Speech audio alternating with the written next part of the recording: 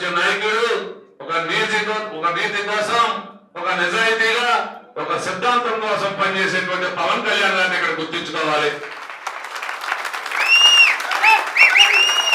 ఈ రోజు చంద్రబాబు నాయుడు గారు ఈ రాష్ట్రంలోనే ఒక విజనరీ నాయకుడు, అనుభవజ్ఞుడు.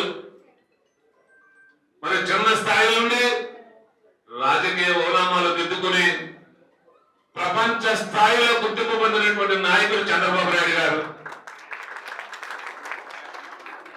మరి అటువంటి చంద్రబాబు నాయుడు గారిని జగన్ రెడ్డి తన తండ్రి పేరు చెప్పుకుని అయ్యో బాబు అని జాలి చూపెట్టి ఈ రాష్ట్ర ప్రజలు అతనికి ముఖ్యమంత్రి పట్టం కడితే మరి గౌరవ చంద్రబాబు నాయుడు గారిని అక్రమంగా, అన్యాయంగా,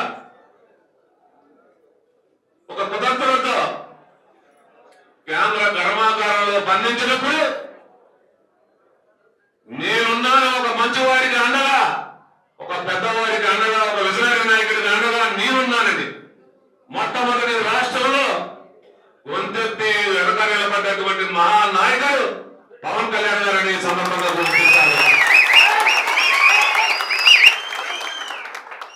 మరి అటువంటి పవన్ కళ్యాణ్ గారి ఈ రోజు ఏ విధంగా తెలుగుదేశం పార్టీకి కాకుండా ఈ రోజు దేశంలో ఎన్డీఏ కూటమి బీజేపీ ప్రభుత్వం ఏర్పడడానికి కూడా ఈ రోజు కారకులైన మొట్టమొదటి కారకులు పవన్ కళ్యాణ్ గారిని సందర్భంగా గుర్తించుకుంటా ఉన్నారు. రాష్ట్ర ప్రభుత్వం నిలబెట్టడమే కాకుండా కేంద్ర ప్రభుత్వంలో కూడా అధికారంలో ఉండడానికి పవన్ కళ్యాణ్ గారిని అందరూ గుర్తించుకోవాల్సిన సందర్భంగా చేస్తా ఉన్నా.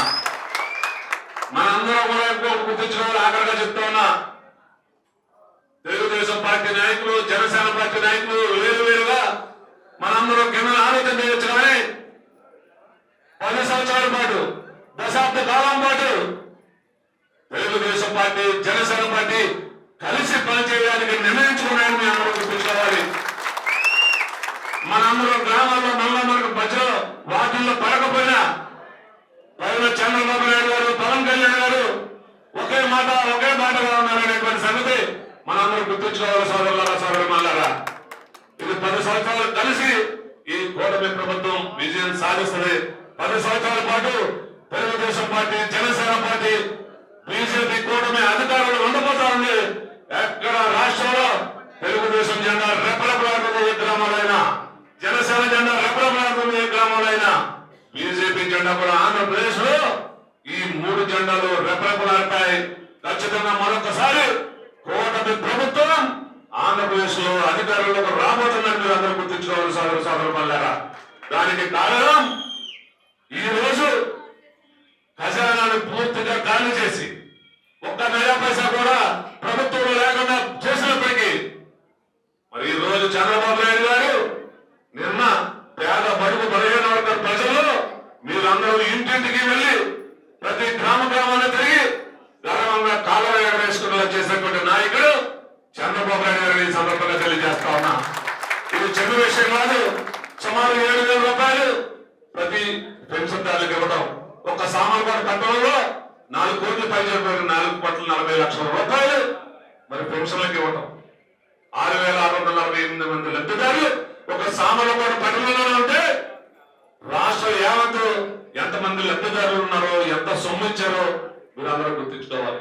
వికలాంగులకు 3,000 నుంచి 6,000 రూపాయలు ఇస్తే నాకు నేను సైకిల్ మీద తప్పించాడు. ఎవరు అంటారు?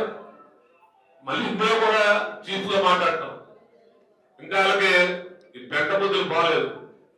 ఎవరు అంటాడు? ఒకడు ఎవరు వికలాంగులకు 6,000 ఇచ్చారు కదా, ఉన్న 1,000 ఒకేసారి అని ఎవరు అంటాడు?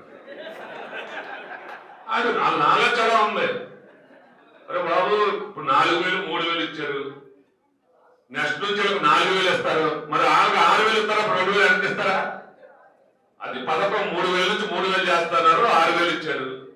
4,000 గత 3 నెలలు 3,000 ఇస్తున్నారు. 7,000.